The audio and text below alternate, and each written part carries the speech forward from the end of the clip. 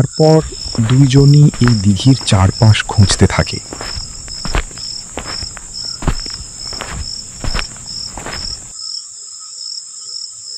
এমন সময় কানাই হঠাৎই অনুভব করে আর নিজের পিছন থেকে এক ভয়ঙ্কর হাসির শব্দ আসছে।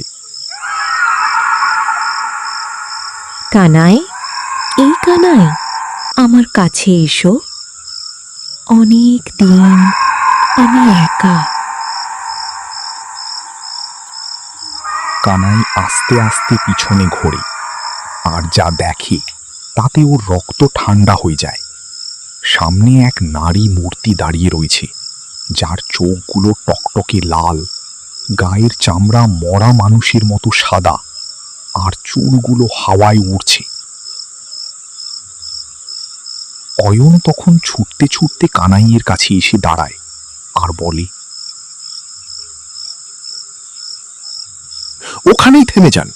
কে আপনি, আর কেন কানাইকে এভাবে বারবার ডাকছেন? কি চান আপনি? আমার শেষ ইচ্ছে, আমি সিঁদুর পরতে চাই। আস্তে আস্তে পিছনে ঘোরে আর যা দেখে তাতে ওর রক্ত ঠান্ডা হয়ে যায়।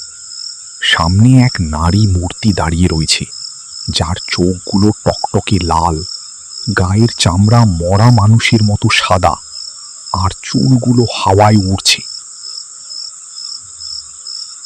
অয়ন তখন ছুটতে ছুটতে কানাইয়ের কাছে এসে দাঁড়ায় আর বলে,